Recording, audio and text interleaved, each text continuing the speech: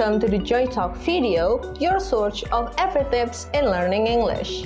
My name is Agatia and you can call me Miss Aga.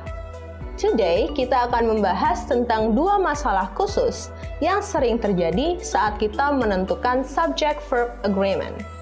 Are you ready? I'm ready. Let's go!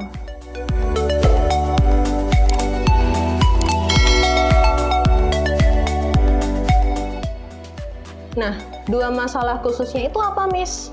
Yang pertama adalah hard to find subject, subjek yang susah ditemukan, dan yang kedua adalah intervening phrases atau kata keterangan atau informasi tambahan yang ada untuk subjek. Nah, kita bahas satu-satu ya. Yang pertama, subjek yang susah ditemukan. Subjek yang susah ditemukan terjadi saat subjeknya ada di belakang kalimat. Jika kita membuat kalimat yang simple, biasanya subjek kemudian verb. Nah, kalau verb duluan gimana, Miss? Tidak apa-apa, yang penting subject-verb agreement-nya benar. Oke, contoh kalimatnya. In the bottom of the lake are two old cars. Di sini, in the bottom of the lake bukanlah subjek. Are adalah verbnya dalam bentuk plural. Nah, subjeknya di mana, Miss? Subjeknya adalah two old cars. Bentuk subjek plural. Nah, di sini in the bottom of the lake adalah adverb atau kata keterangan. Memang akan sedikit susah kita menemukan subjeknya. Tapi, jika kita bilang in the bottom of the lake is two old cars, di sini salah. Kita harus cari subjeknya mana nih? In the bottom of the lake? No. Cars? Yes. So, kita tidak bisa bilang is, tapi kita harus bilang are. Nah, kalimat seperti ini terjadi karena urutan kata yang terbalik. Jika kita buat dalam bentuk simple, two old cars are in the bottom of the lake. Kalimatnya tidak salah jika kita bilang in the bottom of the lake first. Karena saat kita membuat kalimat, kita ingin menekankan informasi yang paling penting di mana. Kita ingin mengatakan tentang cars-nya atau in the bottom of the lake-nya. Jika kita ingin lebih menekankan in the bottom of the lake, maka in the bottom of the lake akan ditaruh di depan. Seperti itu. Oke, contoh kedua. There were two empty bottles on the shelf. Di sini, kata there bukanlah subjek. Tapi kita bisa lihat, were adalah verb dalam bentuk plural. Nah, subjeknya yang mana? There bukan, shelf bukan, tapi two empty bottles. Jadi di sini kita harus cari subjeknya yang mana sih?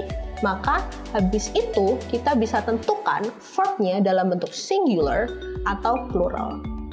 Nah, tips di sini jika ada kata here atau there, di sini kita harus langsung cari subjeknya yang mana agar kita bisa menentukan verbnya bentuk singular atau plural. Nah, yang kedua adalah intervening phrases atau kata keterangan atau informasi tambahan untuk menjelaskan subjek. Dalam subject-verb agreement, apa yang harus kita lakukan? Kita harus mengabaikannya. Kenapa? Karena those phrases itu tidak menentukan verb yang akan kita gunakan dalam sebuah kalimat. Jadi diabaikan saja. Contoh kalimatnya, the strongest muscle in the body is the tongue. Di sini, subjeknya adalah muscle, the strongest muscle. Kata-kata in the body itu diabaikan saja karena tidak memengaruhi bentuk verbnya nanti, yaitu is dalam kalimat tersebut. Nah, contoh yang kedua. The captain of the guards stands at the door. Di sini subjeknya adalah captain. Maka diikuti oleh verb stands bentuk singular. Di sini ada kata guards bentuk plural. Kita tidak melihat itu sebagai subjek, tapi sebagai kata keterangan.